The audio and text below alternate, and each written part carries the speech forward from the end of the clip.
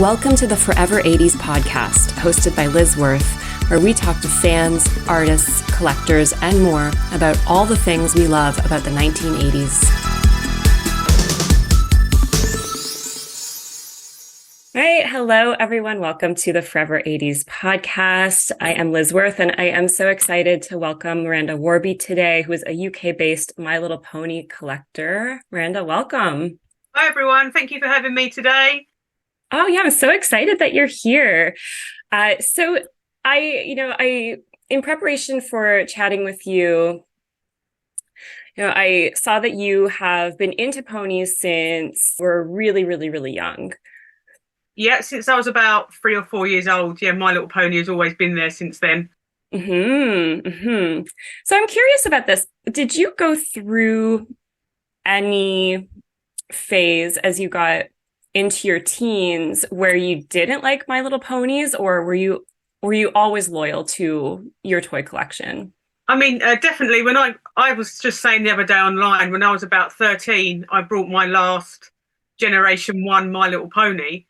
And I can remember taking it into school and 13 years old, really proud that I had this My Little Pony toy. And all my friends were like, wow, that's a bit childish.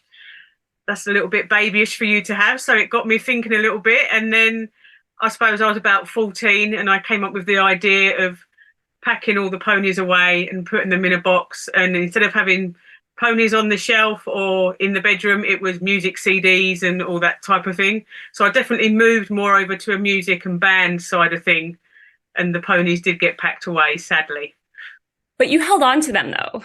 Oh, yeah, definitely. I kept them. Yeah, they, as I say, they got put in a box and they got put in the garden shed, which today fills me with absolute horror at the thought of putting a prized a toy in the shed like that. But I just packed them up and they got put in the shed. But I definitely wouldn't have thrown them away. They did get all kept. Ah, that's amazing. Yeah, I was so curious about that. If you had your original ponies in your collection, because I loved My Little Pony when I was growing up as well. And I'm an 80s kid, and I went through a phase in my teens where similar feelings. I thought, I need to grow up. And I felt all this pressure to I think a lot of us go through that, right? We go through pressure to push away our childhood. Yeah, definitely. Yeah. Yeah. And so I sold all of my ponies at a garage sale for $20. I know. Huge regret. There's so many people that say they just either donated them to thrift stores or gave them away to other family members, sold them. Yeah. And then as you get older, you sort of realize, like, I shouldn't have done that at all. Yeah. And I think that's something that's I don't know if it's unique to our generation. I think we're probably one of the first generations to start to see our toy collections pop back up online, right? Because I know for me, it was when eBay started that I realized I could buy my ponies back, and I had all this regret of getting rid of them. And I was like, oh, I can find them again. It was kind of exciting.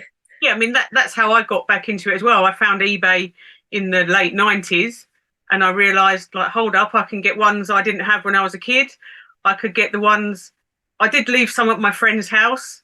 Being a kid, she loved My Little Pony as well. So I would take a bag of ponies to her house and play with them. She'd leave some at my house. So when we went our separate ways as teenagers, obviously it was that fatal day where stuff just got left at each other's houses. So she ended up with some of mine, I ended up with some of hers.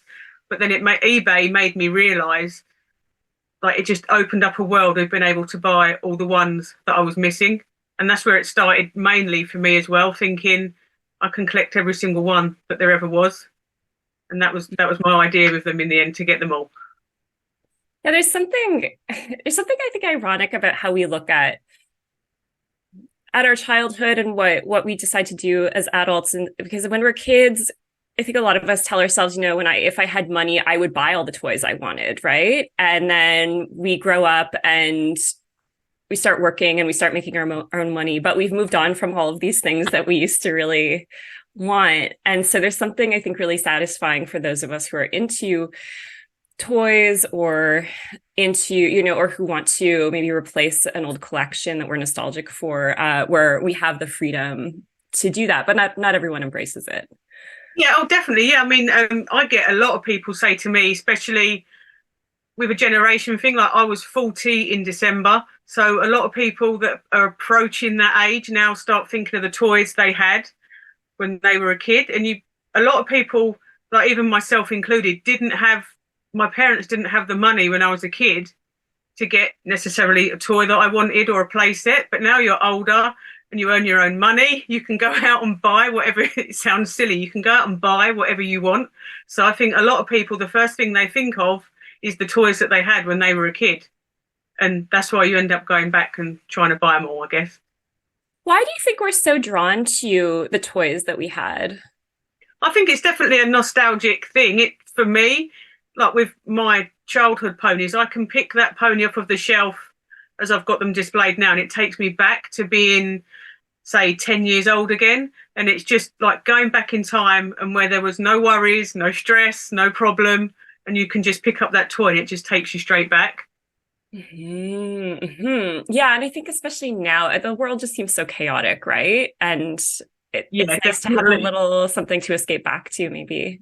Yeah, I mean, like for me as well, I find it a real switch off when you've got the news and everything's so depressing. And it seems to be at the minute, especially with COVID and everything after that, just doom and gloom. So I think toy collecting just can take you away from all that and you can just switch off for a little bit and just forget all the worries in the world. That's what I love about it as well. Mhm. Why do you think My Little Pony is such an enduring franchise? I think what has helped with My Little Pony as well is the fact that ponies that from when I was a kid that I remember have carried through into the other generations. And that's what made me take notice of Generation 4, as they call it, because I saw a pony called Applejack and I had one called Applejack when I was a kid. So I was like, wow, I remember that. And that's what got me into Generation 4 and collecting that side of things. And I think it's I always think that the TV shows and the movies were really, really simple and just about friendship and being kind. And there's no real life drama as such with things like that. So it just means you can switch off and, as I said earlier, go back to a simpler time.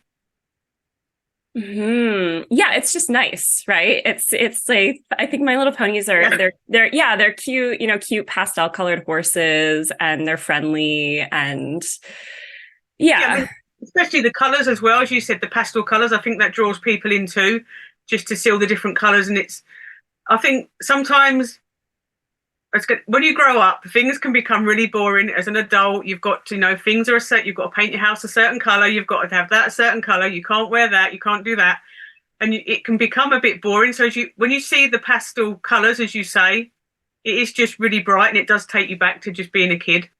hmm hmm Yeah, do you think that there's a difference between people who grew up in the 80s and younger generations or even previous generations that didn't have the same kind of marketing happening with the pop culture that they were consuming? Because I know with My Little Pony and GI Joe and a lot of other toys that were really popular in the 80s, there was a lot of very clever marketing happening, right, around creating these shows to sell toys. And I'm not against it because I enjoy all of those things.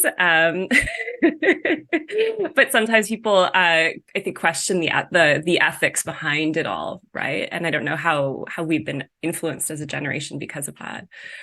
Oh yeah, definitely. I mean, I speak to a lot of people that just collect Generation 4, which is like 2010 onwards, and they can't get their head around that some of the Generation 4 ponies are based on Generation 1.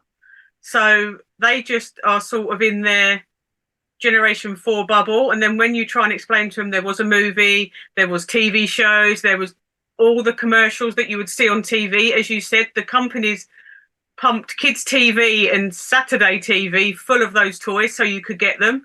But I think with other generations, it changed, as in, like, my generation was predominantly TV based, and that was it. You watched cartoons on a Saturday or after school, whatever it may be. But with the older generations, they were online streaming. So they might not necessarily have had the adverts and that we had to influence us. They had more of a TV show to pull them in rather than commercials and that side of things. But there is a definite difference, yeah. It's really interesting around the different generations of My Little Pony as well, because I think it's hard to talk about My Little Pony without talking about My Little Pony G1 because that's where everything started. But there is this whole other culture that's grown around G4 as well. And they don't always cross over, but sometimes they do, it seems, right? Yeah, I mean, I think Generation 4 has got its whole um part of its own, if that makes sense. I mean, there's people that just like Generation 4 and that is it. They've got no interest in Generation 1. But for me, I like the fact that it has crossed over, as I said, with the ponies' names and colourings and that side of things. So for me, them including a little bit of Generation 1 pulled me into Generation 4.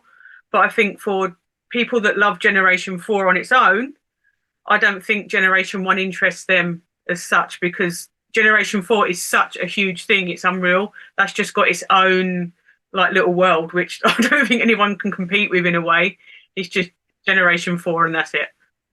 Yeah, it's really interesting, and it doesn't seem to have happened with every other toy that began in the 80s either, right? I don't think there's a Care Bears equivalent, for example, to My Little Pony G4. No, I don't. I mean, I don't even think people expected Generation 4 to become a huge thing that it has with My Little Pony.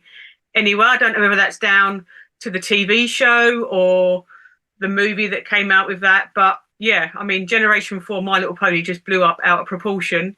And as you say, you don't see with other 80s toy lines a different generation blowing up like that has. Yeah, it's really interesting. It's been interesting too to see how many events and conventions and how much community has come out of that as well. Yeah, and Generation 4 is a huge community and it's a really good positive community as well. There's the whole different side with the bronies and that side of thing, which you just don't really seem to get with other generations. Obviously, there's Generation 1 collectors that are male and female and different people collect different generations. But Generation 4, I think, has just got its own, as I said, its own little world. And I didn't really get into Generation 4 until about 2016 when I saw an Applejack figure and I was like, oh, okay, and as I said, that's Applejack that I had when I was a kid. And it sort of pulled me into it. But I don't think, as I said, without the crossover of including Generation 1 names, I don't think I would have loved Generation 4 as much as I do without them pulling Generation 1 in. So for me, Generation 1, it helped pull me into Generation 4. But I don't know with the Generation 4 collectors if it predominantly pulls them into Generation 1, if that makes sense. That does make sense. Yeah, that does make sense. Have you uh have you found that there is a big community around My Little Pony G1 though, as well? There is a huge community around Generation 1. And obviously, I always used to think it was people of a certain age that just wanted to collect Generation 1 because that's the era you grew up with, as we were saying, and that's what you remember. But what has surprised me this past 5 or 6 years where I've been on Instagram and following other collectors is the amount of young, like 18 to 25-year-olds that love Generation 1. And what you said earlier, they love the pastel colours and the marks on them, the symbols. So it's surprising how many younger collectors do love Generation 1 as well. I find that really interesting because I've also noticed that there are a lot of younger people who are drawn to many other facets of the 80s in general. And this is one of the things I'm always so curious about is what is it about the 80s that people are so drawn to? Obviously with me, I was born in 1982, so I grew up with the music. One of my favourite bands in the world is a-ha, the 80s, predominantly 80s band. I love them so much, and the toys. But I don't know whether it's because I was thinking of this the other day. Is it the fact that the 80s was on the start of technology changing with different bits coming in, like electronic toys? You had like very, very early computers and computer games. But I think for some people, it's just the colours and as we said, the colours and sometimes the simplicity of a toy as well. A plastic My Little Pony toy doesn't have bells and whistles. It doesn't make a noise. It doesn't zoom across the floor at 500 miles an hour. But it's just the simplicity of a toy like that, I think, that people love as well. Ah, yeah, yeah, for sure. And it's not going to break, right? Electronic things don't last forever, but a My Little Pony, it's pretty durable. Yeah, I mean, my poor ponies as a kid got chucked in the bath, left in the garden, buried in the mud, taken to the beach, put in the sea, everywhere, and they're still here today. So you're right. If I'd have taken a electronic other toy somewhere, it would just smash to pieces. So definitely, it's the longevity of them as well. Hmm. When when I was a teenager in the 90s, and I don't know if you remember something similar, but in the 90s, everyone wanted to get as far away from the 80s as possible. And a lot of people, were almost saying like the 80s are over. And a lot of the music that had been so huge in that era was being taken over by other sounds, right? Like grunge was a big backlash against Yeah, definitely. against bands like Aha and that very, poppy synthesizer sound. And one of the things I find really interesting about the 80s is that now the 80s feels so popular, and everywhere you go, it's the music you hear in the grocery store. It's the culture that you see. There's a lot of things continue to either be remade or reinvented that came out in that era. Yeah, definitely. I think definitely with toys and that as well. If, as you said, the toys, My Little Pony has been reinvented so many times, and each time it is popular. But I definitely think now, as you said, the 80s has become more of a respected era, even down to bands now where they say they're such a respected band. As you in the 90s, you wouldn't have got the respect that the band's got. The same with the toys. As I was saying, when I was at secondary school and I was about 13 or 14, it went all over to electronic toys like a Tamagotchi or a little electronic pager. Nobody wanted to play with any toys like that. Even down to where I was, a Barbie doll was seen as uncool. So My Little Pony was seen as definitely uncool because it was electronic.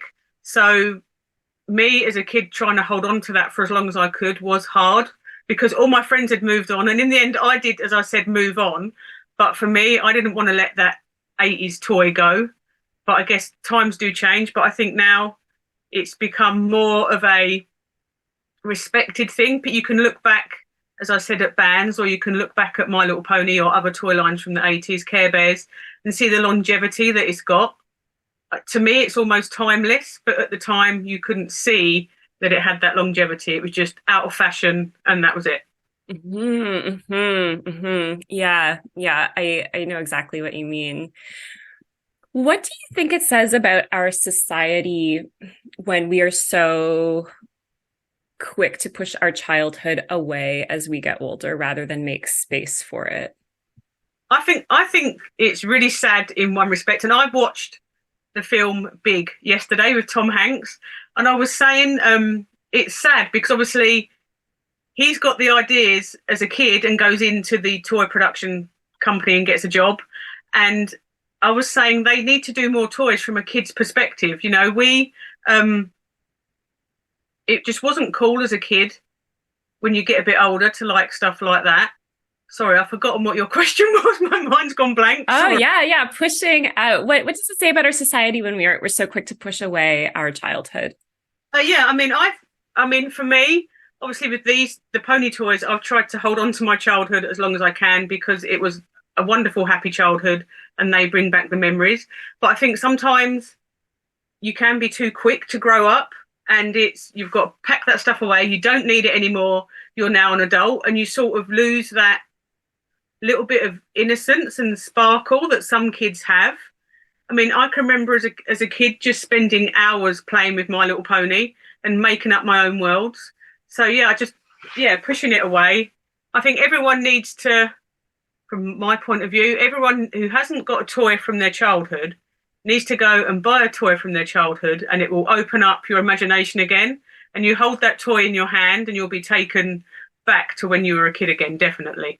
I love that. I love that. It also makes me think of sometimes replacing our phones with a toy for a minute, right? Because our phones can become so Yeah. distracting and send us so much information all at once. But as you're saying, yeah, My Little Pony is so simple. Yeah, it is. Yeah. I mean, even like if I go into a toy store near me now and I see the re-released My Little Ponies, to this day, it's like it takes me back to being a kid and going to Toys R Us or another toy store and seeing them in the shop. That's another thing I think a lot of people sort of, if they've got kids, they can live it through their kids. You know, you can get a toy and think, oh, I had something like that when I was a kid. But if you haven't got kids, I think sometimes you can sort of lose that little bit of sparkle, like I said. So just as I said, even if you putting your phone down and picking up a toy you had when you were a kid will just switch any bit of stress that you had off and it will be gone. So put the phone down and pick up one of your toys or a play set from a kid and you can just de-stress and forget everything about the world for a minute. Even if it's only for a minute is better than nothing. I love that. Yes. I read that you have one of the biggest toy collections in the UK. Is that true? I'm quite. I think I'm quite modest when it comes to my collection. I don't see what I have, if that makes sense, because to me, 90% of it has always been with me from when I was a kid. So I just collect along the way. But I mean, I stopped counting at 2000 My Little Ponies, and that was about 4 years ago, and I haven't counted since. So I have had a few people come and photograph the toy room or the pony room, as I call it, and they have said it is one of the biggest collections. So I take that as a compliment. Obviously, I don't see collecting as a competition.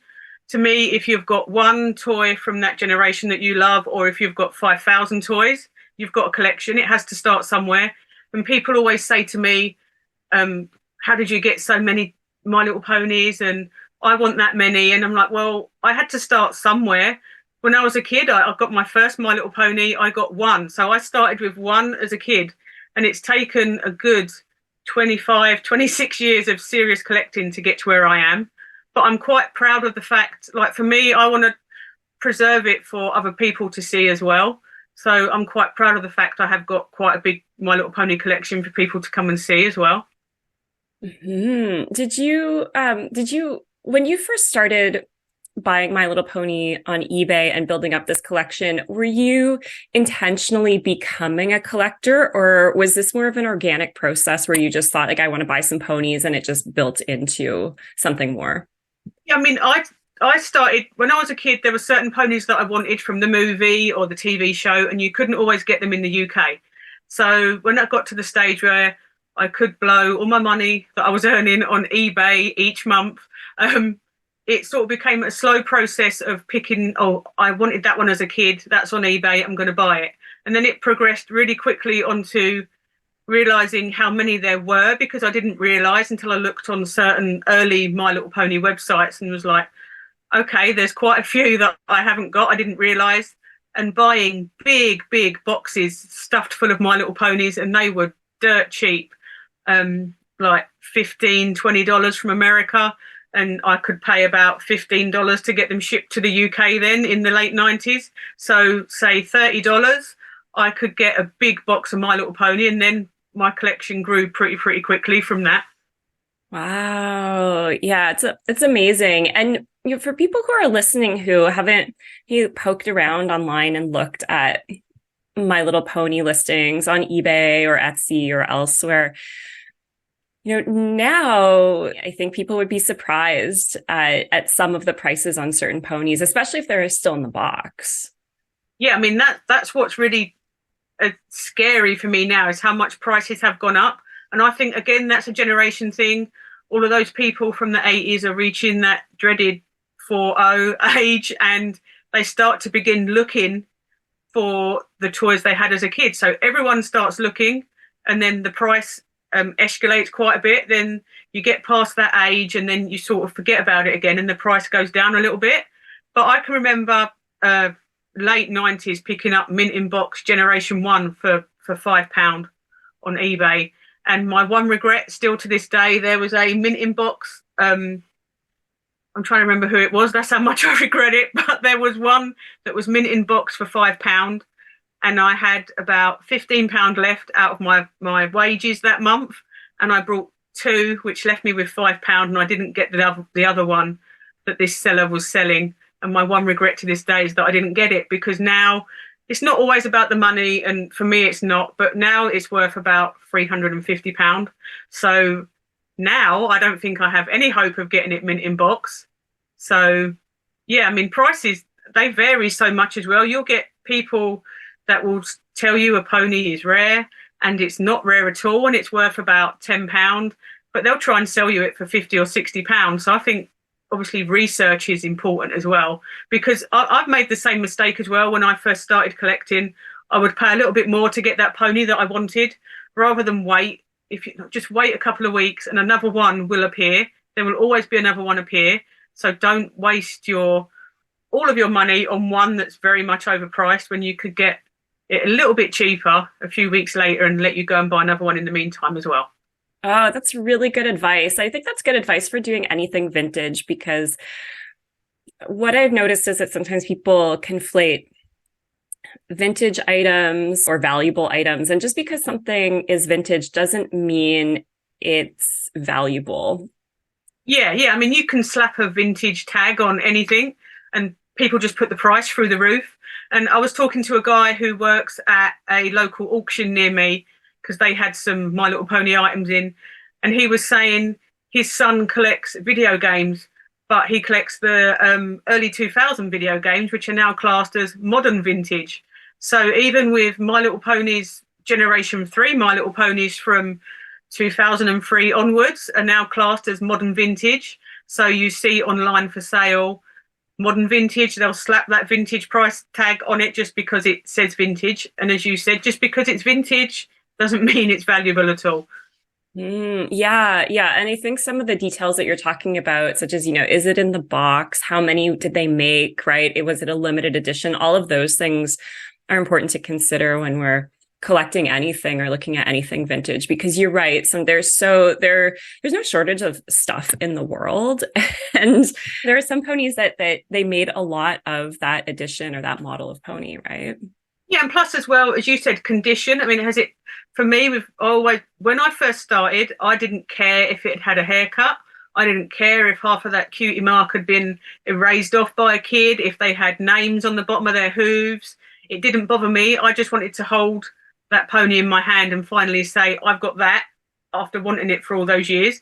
But now I do look at condition more than anything as well. Obviously, there's ponies that I've been after forever and a day. And if I see one cheap enough, I'm going to get it, because it goes back to wanting to hold that toy and finally say I've got it. But later on down the line, if I can replace it for a better condition one, I would do that as well. I think condition is key with stuff. There's collectors that have got a very, very small collection, but their stuff is pristine. It's mint in box, it's on a card, it's just never been played with. And I understand that. I think sometimes I did over collect just to get the ponies in my collection. Whereas goes back to what I said, I could have waited a few months, 6 months or so, and I could have got the same pony in a better condition, definitely. What would you tell people who might be interested in buying a toy from their childhood, or even starting a collection around a certain toy, but because they're adults, because they're grown up, they feel a little bit embarrassed or ashamed to go out and actually do that for themselves? I would say do not be embarrassed, because I'm one of them people, I don't care what people think or people say. If people are embarrassed for me collecting what I love, then that's their problem, not mine. But I also fully understand that people do get embarrassed, whether it's collecting a toy or listening to their favourite band or music from a certain decade as well. It's not seen as the in thing or the cool thing. But I find with me, I've had so many people message me and say, you've inspired me to start collecting, or you've inspired me to put the collection that I have on display, or let people know that that's what I want for my birthday or Christmas, is that what I collect. So I think if you can get it out there and show people what you love, show people what you collect, if that helps one person realise it's okay to be an adult and collect the toys from your childhood, there's absolutely nothing wrong with it, then I think you've achieved something. That's my aim, If I can make one person happy and realize, yeah, I'm going to collect that and that's fantastic, then I've achieved what I wanted to achieve. Yeah, I love that.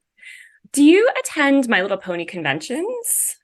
I haven't been to a convention yet, and every year I say I'm going to go, and every year something gets in the way. But I do try and stay quite active online with helping out and sharing that side of stuff. And I have submitted some artwork that I drew for the UK convention as well. But my aim is next year. I have put it on my bucket list because otherwise I'm going to keep on pushing it back. But next year I definitely want to go to UK PonyCon for sure.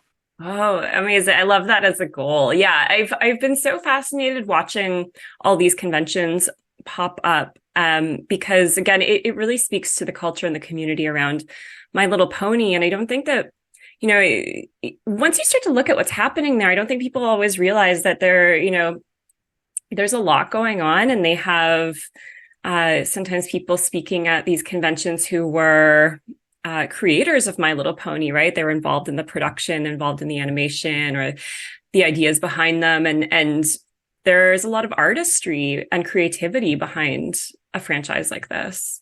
Yeah, definitely. I think as well, it's good to see the faces behind the people that have created a toy line or have voiced a character or helped with animation, anything like that. And if you'd have said to me 20, 25 years ago, you can put 1,000 people in a room that like My Little Pony and they're all going to get along and they're all going to watch the same thing or go around the stalls and be able to buy different toys, I would never have thought of it. But I think something like that is such a good thing because it brings all the different generations together as well.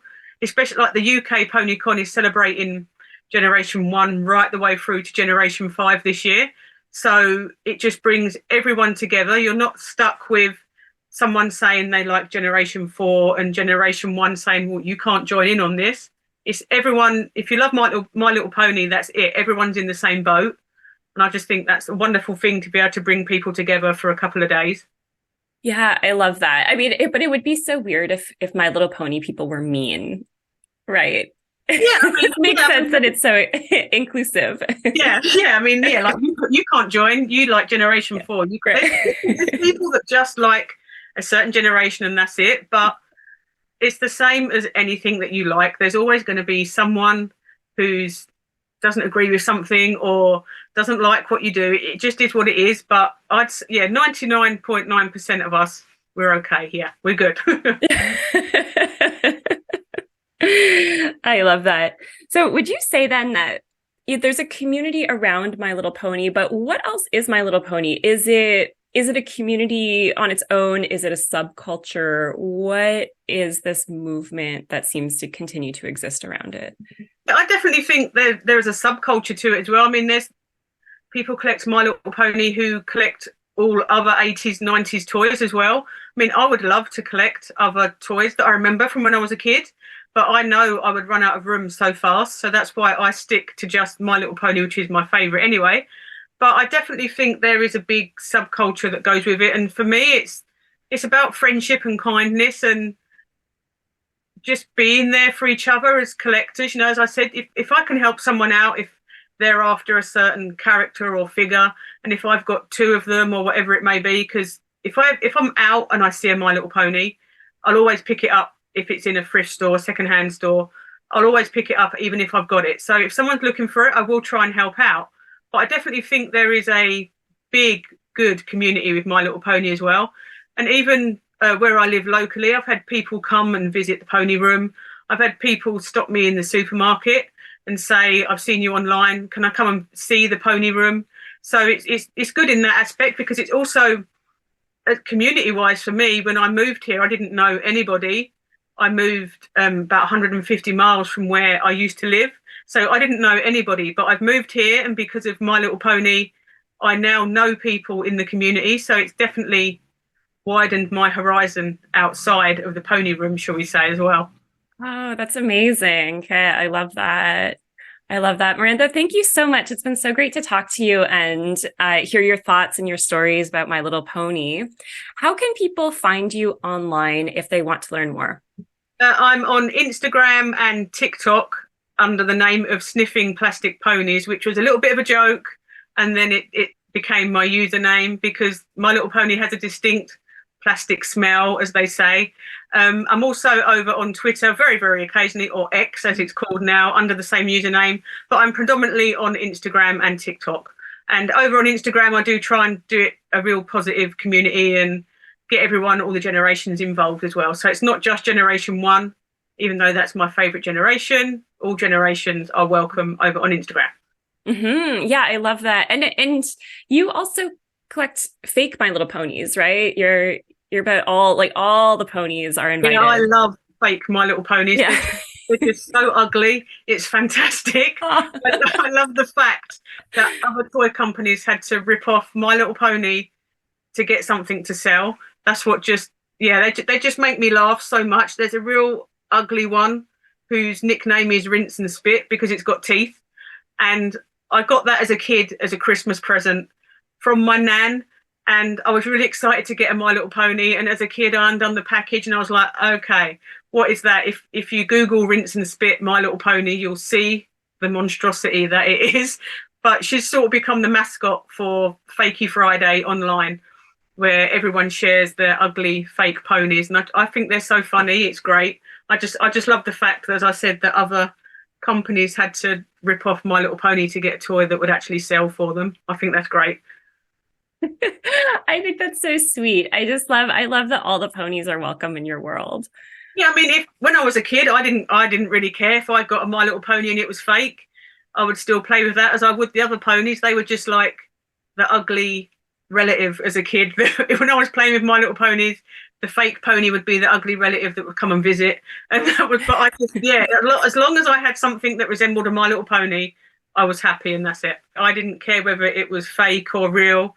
As long as it had 4 little legs and a mane that I could brush or plait, yeah, that's fine. I was happy. That's it.